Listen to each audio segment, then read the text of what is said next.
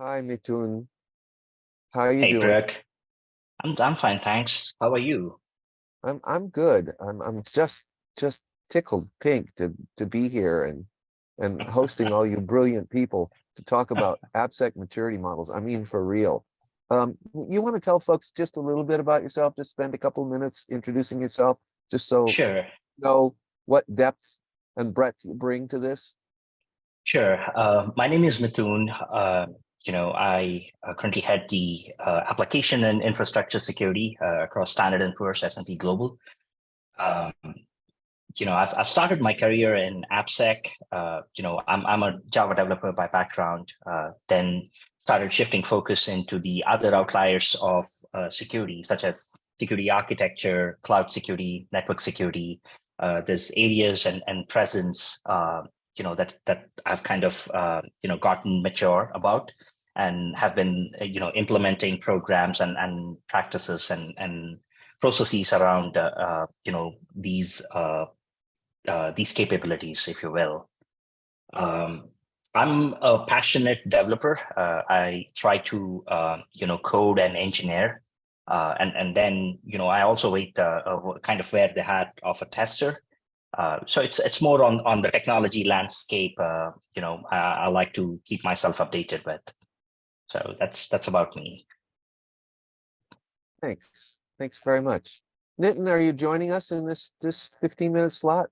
Yes, I am. And good to see you, Brooke. And hi, Mithun. How are you doing? Hey, Nathan, doing good. How are you? Doing You want to excellent. just Thank you. take a couple of minutes, not too long, because we only have 15 minutes. We want to get to Yes, maturity. yes.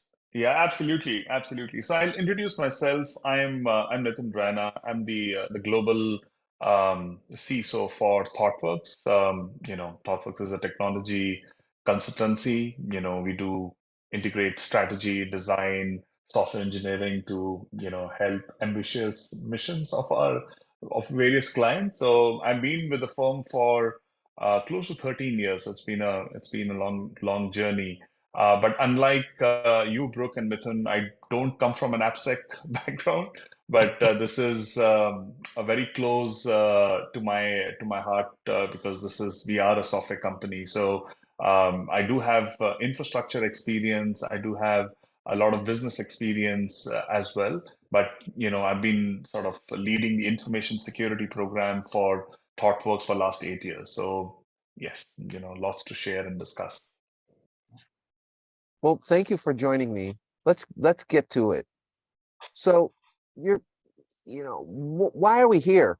What's wrong with the maturity models as they exist? Why are we here? What's the dialogue about? I thought this it's was it's a settled problem. Yeah, it's funny you say that. Like, what's wrong with the maturity model? I think the maturity model is not static. It's pretty dynamic in nature, and it's a horizontal technology that evolves, and in accordance with technology, the maturity model should evolve. So today, we are here to talk about the AppSec maturity model, what your executives are interested in and what could they benefit out of. And, from a CISO perspective, how could we apply these implications and make sure that we have a comprehensive cyber resilient and a defensive program in the ecosystem. So we're going to talk about more of that. So Yeah, I think Mithun touched on it. I would maybe take a step back and talk about, why do we need one, right? Why do we need a maturity model in the first place? So again, this is my view based on how I, represent it within my organization. But we have many maturity models, but the use of maturity model it's one way of putting it in use to allow, our business, it could be business, it could be product, there are various decision makers across the organization. It helps to build that mental model with right level of data, right level of expertise and guidance, so they could actually be confident in understanding the security journey that an organization is taking. That's how I use it, right? Lot many times the product leaders and the AppSec people, the cloud security people, they show us like, hey, we were level 1. Now we are at level 3. And when we say level 3, these are the areas where we have, seen an improvement and seen that we have gotten better. So that's how I use it and consume it within the organization. Well, let me ask you this. And of course, both of you know what I actually think about this. But just as a kind of devil's advocate question, isn't AppSec really simple? Don't we just turn on a tool and isn't it solved? Oh, it sounds simple, but trust me, the implementation is complex. And AppSec, people kind of envision that AppSec is cybersecurity's baby, but no, AppSec is developers' baby. We gotta, because the cyber team have got dependencies that they need to partner with the development organizations, and cyber being the non-functional requirement, you're trying to step on toes and get into the developer ecosystem. You got to make sure that you explain, implement, tune, and help developers understand why we're doing this. Because think about it, cybersecurity in most of the organization is a centralized organization, and you're sitting outside the SDLC process. Now you're trying to pitch in and try to navigate someone that, hey, you should do this because this is a standard compliance, and if not, your builds are going to fail. So that's when developers get obligated, and that obligation needs to be soothed enough to make sure that we have right processes and implementation in place. So AppSec is, the nuance sounds simple, but the implementation has got its own challenges. I'm going to just cut in here and break out SDLC for listeners who aren't familiar with that. That's the software development lifecycle. It's how we build software. People don't just like pick up. I know in the popular mind, it's you pick up your laptop and you start coding and suddenly you have, Facebook. No, that's not how it works.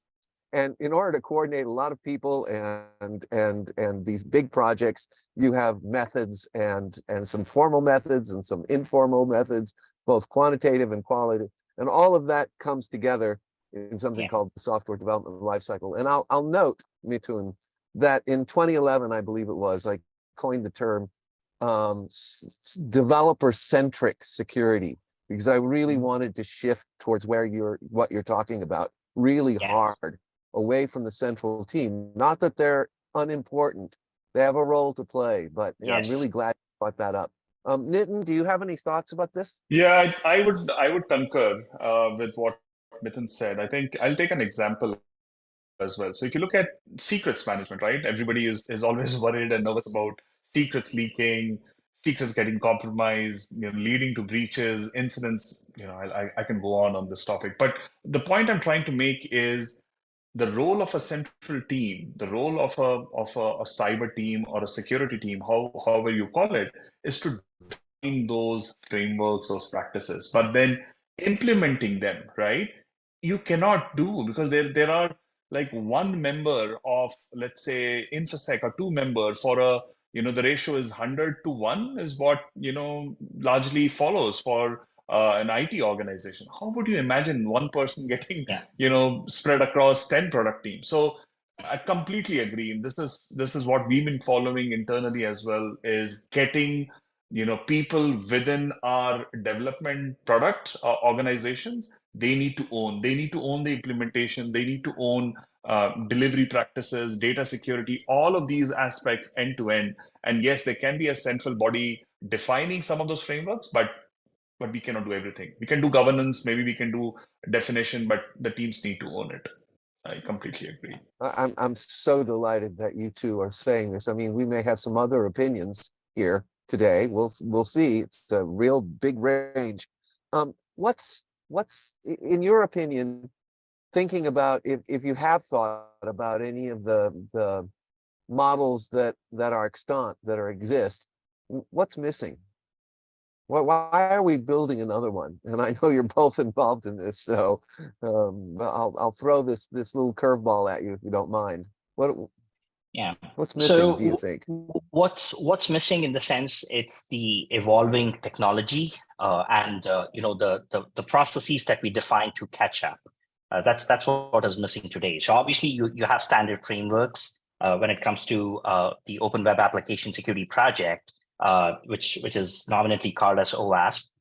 You do have maturity models such as BSIM, SAM, and others. But the challenge, what we as an industry lack is, how do we catch up with the evolving technology? Because not all the principle and processes can be uniformly applied. So that's my take on it. Is because like when the technology new drift comes in, the processes also needs to be aligned in a similar way, and your reporting and the maturity scales on how you measure should also be changing accordingly. So that's what we lack. I wouldn't say that there's no framework for the cutting edge technologies that we have. It depends on case to case. So if we can pick up a specific case, then I think the conversation will be more meaningful. In my opinion. Yeah, I think that makes sense. The only bit that I would add is the business and the threat ecosystem are also evolving at the same time. So you have your tech space that is evolving, but your business is moving faster. Yeah. We talk about business agility, and again, me being a CISO, I'm more sort of aligned on the business side because that's what I have to do in my day life. And I have to make sure the maturity model is aligned with the business growth objectives. I cannot. It has to be simple enough that it has to be flexible enough so that it can incorporate some of the changes that we are seeing in our ever evolving business models. And not to talk about, like, if you go into the threat ecosystem, that's changing too. Nobody talked about Log4j kind of scenario or software bill of materials for last 5-6 years. It's a recent thing. Now everybody is talking about it. Everybody is focusing around it. So we only used to talk about vulnerabilities and threats and CVEs, but those things are changing. So I'm going to throw in CVE is a common vulnerability enumeration, and it's a place where people report issues, and far from all issues get reported.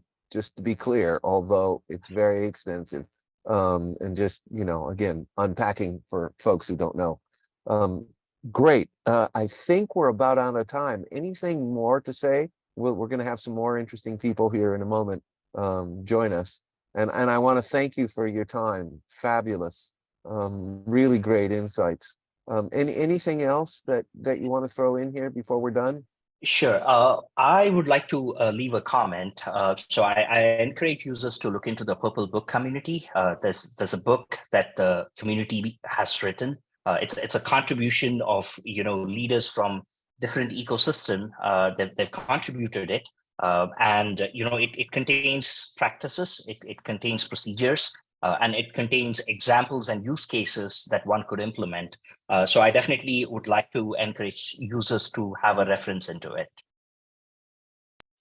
Yeah, I think Mithun has done the Purple Book community plug, so I will leave that. I think my last takeaway for the group is, if we look at a future of AppSec maturity model, we need to be able to build one which can be applicable to organizations irrespective of size, complexity, and the domains they're in.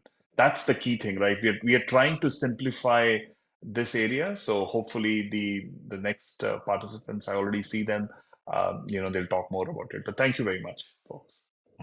Thank you so much, both of you, for joining us and sharing your insights and your wisdom with our listeners. You all have a great day or evening wherever you are on the planet. Thanks, bro.